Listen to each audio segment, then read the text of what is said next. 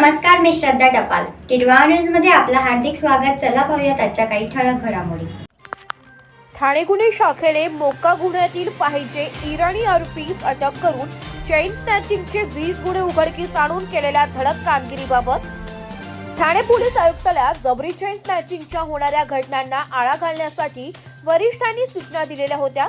त्याप्रमाणे गुन्हे शाखा ठाणे शहर यांच्याकडून सदर घटनांना आळा घालण्यासाठी उपाययोजना चालू असतानाच गुन्हे शाखा घटक 2 भिवंडी येथील अधिकारी व अंमलदार यांना यश प्राप्त झाले. गुन्हे शाखा घटक 2 भिवंडीचे वरिष्ठ पोलीस निरीक्षक जनार्दन सोनवणे यांच्या अधिपत्याखालील पोलीस उपनिरीक्षक रवींद्र बी पाटील व पथक हे नार पोलीस ठाणे गुन्हा रजिस्टर नंबर 1027/2025 भारतीय न्याय संहिता कलम 309(4)(3)(5) या गुन्ह्याचा समांतर तपास करीत असताना गोपनीय माहितीच्या आधारे आरोपी अब्बास उर्फ बड्डा युनुस सय्यद राहणार आंबिवली तालुका कल्याण याचे नाव निष्पन्न करून त्यास बिदर कर्नाटक राज्य येथून शितफीने ताब्यात घेण्यात आले.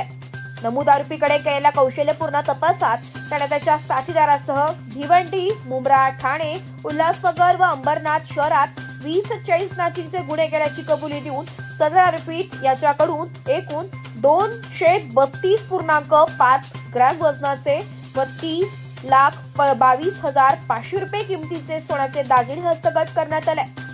सदर गुन्ह्यात आरोपी नामे अब्बास उर्फ बड्डा युनुस सय्यद वर्ष 21 राहणार आंबिवली कल्याण यास अटक करण्यात आली आहे.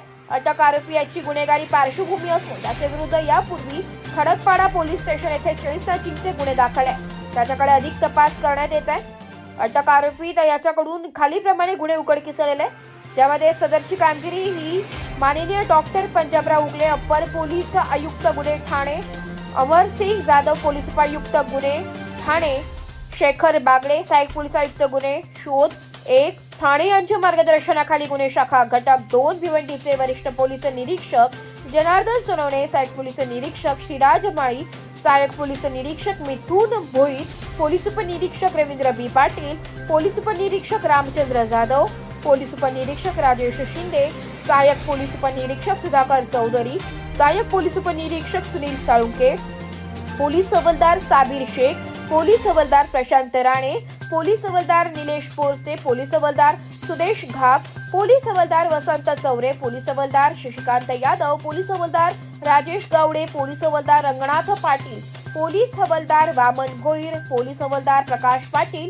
पोलीस हवालदार किशोर थोरात, महिला पोलीस हवालदार माया डोंगरे, महिला पोलीस हवालदार अनुष्का पाटील, महिला पोलीस हवालदार दक्षता सुतार, महिला पोलीस हवालदार सायली गंभेरा, पोलीस नाईक योगेश कवडे, पोलीस शिपाई अमोल इंगळे, पोलीस शिपाई विजय कुमार, पोलीस शिपाई नितीन नंदीवाले, पोलीस शिपाई सरफराज तडवी, पोलीस शिपाई भावेश घरत, चालक पोलीस शिपाई रवींद्र साळुंके यांच्या पथकाने केली आहे. Bureau report Titwala news Titwala. Narpoli police Thane येथे सोन साखळी चोरी चेन स्नॅचिंगचा गुन्हा दाखल आहे. या गुन्ह्याचा समांतर तपास गुन्हे शाखा घटक 2चे पोलीस निरीक्षक बी.एस. सोनवणे आणि त्यांची टीम ACP शेखर बागडे यांच्या परीक्षणामध्ये करत होती.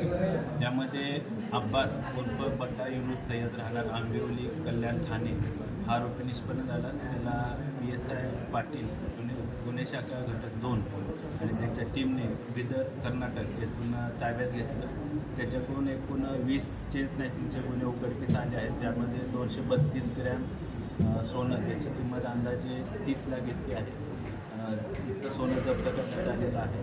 सदर आरोपीला आज भिवंडी शहर पोलीस ठाण्याच्या गुन्ह्यामध्ये रिमांडमध्ये घेतलेलं आहे. त्याला मान्य न्यायालयामध्ये आम्ही हजर करून पुढील रिमांड घेणार आहोत. सर कशी होती त्याची मोडस? हा आरोपी हा खडकपाडा पोलीस स्टेशन येथे दाखल होता मोक्याचा गुन्हा. त्या मोक्याच्या गुन्ह्यामध्ये ह्या आरोपीने आणि त्याच्या साथीदारांनी पोलिसांवर हल्ला केला होता. त्या अनुषंगाने मोका दाखल होता. या मोक्याच्या गुन्ह्यामध्ये तो फरार होता 2023 पासून. त्यानंतर देखील त्याने ठाणे पोलीस आयुक्तालयाच्या क्षेत्रामध्ये विविध प्रकारचे चेन स्नॅचिंगचे गुन्हे केले होते आणि त्याच्यावर यापूर्वी देखील काही चेन स्नॅचिंगचे देखील गुन्हे दाखल आहेत. सर यामध्ये अजून काही आरोपी ताब्यात येण्याचे निष्पन्न होतील का येत्या काळात, आणि कशाप्रकारे तपास सुरू आणि कशाप्रकारे जे आहे ही चोरी करायचं, म्हणजे बाईकवरनं केली जायची, घरातनं घरफोडी करून केली जायची? अब्बास उर्फ बड्डा युनुस सय्यद याच्यासोबत अजून काही साथीदार असण्याची शक्यता तपासामध्ये निष्पन्न झालेली आहे.